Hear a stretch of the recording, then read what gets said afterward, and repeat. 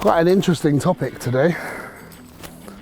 And I'm really not quite sure how to even approach this. So the topic we're going to talk about today is what it takes to be huge. Rule number one is get a really small dog and make sure you put him in a really small t-shirt. Come here. See? That's how you look huge. But in all seriousness, it is quite it's quite an unusual subject to talk about because I don't really know how to approach it. So let's kind of break it down, let's unpack this. What does it take? Well, obviously rule one is get a small dog. Rule two would be choose your parents wisely, because it's kind of the equivalent of asking Usain Bolt, how do you run really fast? He just can, meaning genetically he can.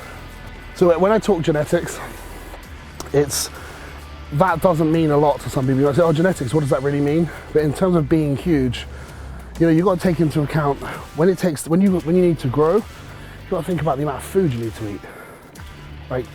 So genetically, you need a big appetite. If you don't, you're already going, it's an uphill battle if you don't have a big appetite. You need to be able to digest a huge amount of food, not only eat it, That's another part of the genetic kind of scenario that not many people think about. Everyone thinks when it comes to genetic is you just train and it works, but it's not. There is so many other things. So genetically, in terms of growing from food, you need to be able to have a huge appetite, you need to eat the food, you need to be able to digest the food. If you can't digest food properly, you're not going to grow at all. The amount of people I know who really struggle to put on size, who are just like bloated and full, they can put the food away, their body doesn't seem to do anything with it. Training. You have to have a certain body type for the training, The bodybuilding training is insanely difficult. It's a lot. You put your body through a lot.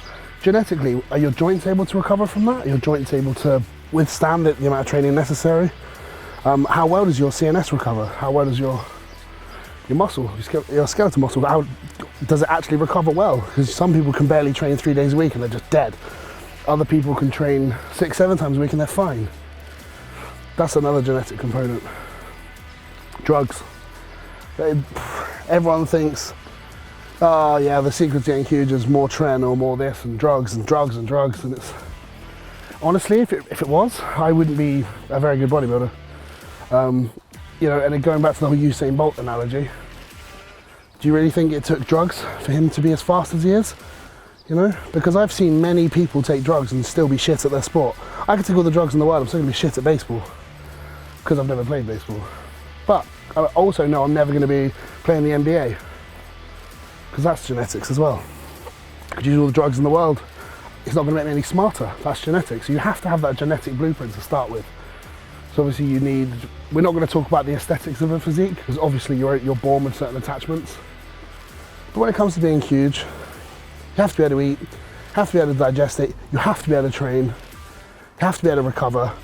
And when it does come to any drug use, they've actually got to do what you want them to do, because many of you guys might be doing this and you're thinking, oh, I'll try this, I'll try that. This guy at the gym said I should try this. You've tried it and got nothing but side effects and you just don't look any bigger.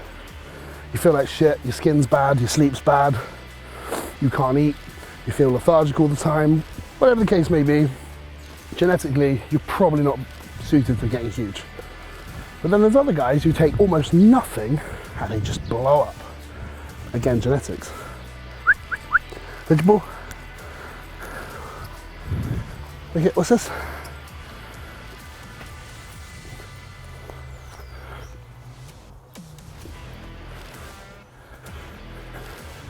Cardio. So yeah, what does it take to be huge? So now I've kind of gone over some of the basic things you have to have in play. Go back to the food thing.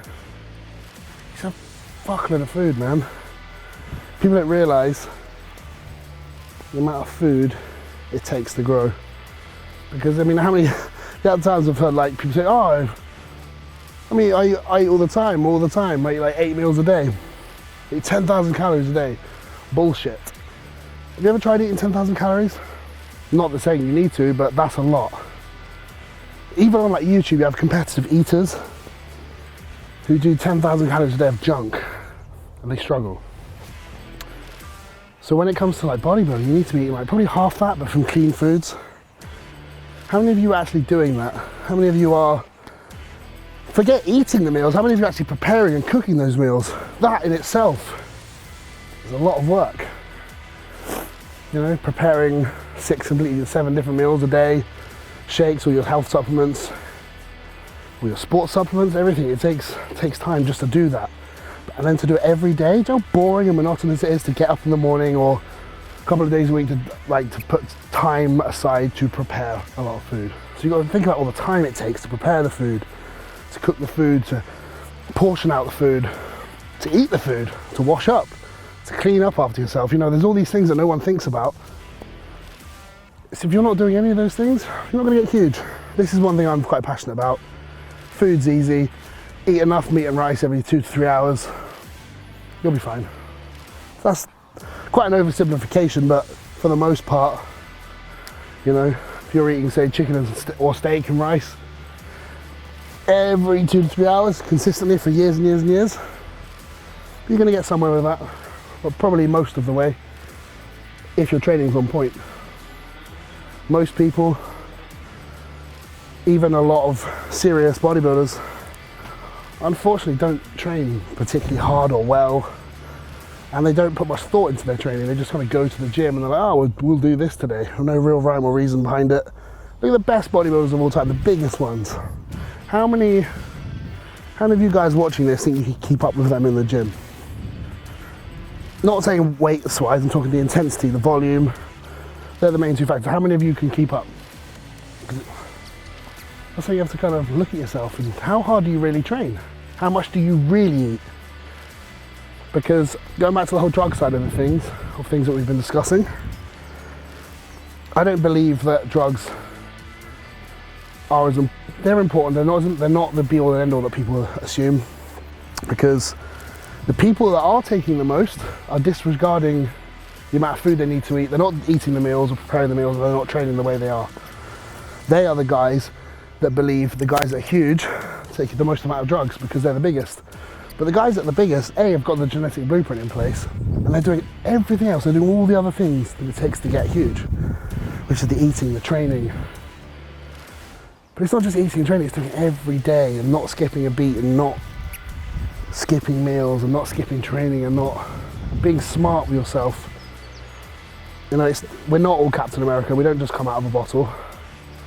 You know, you need to put the effort in, and the effort comes in the kitchen, in the gym, not out of a bottle or out of a syringe or in a tablet or in a supplement bottle.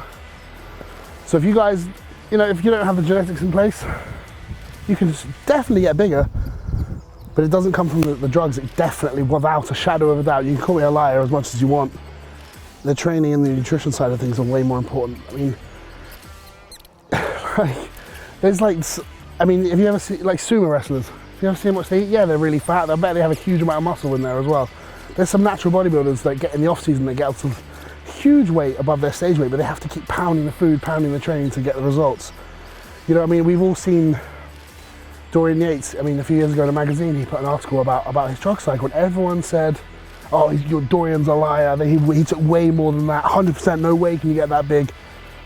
Dorian Yates was a freak to begin with, but also he did things that none of us are likely prepared to do. He lived like a monk for 15, 16 years of his life. He didn't skip training, he never skipped a beat. He trained and ate at the same time every single day, 365 days a year for, 15, 20 years solid. But that's fine. A lot of people can just stand and say, oh, it's all drugs. No, it's not. It's like anything, you're born to do it. But as I said, rule number one is having a small dog.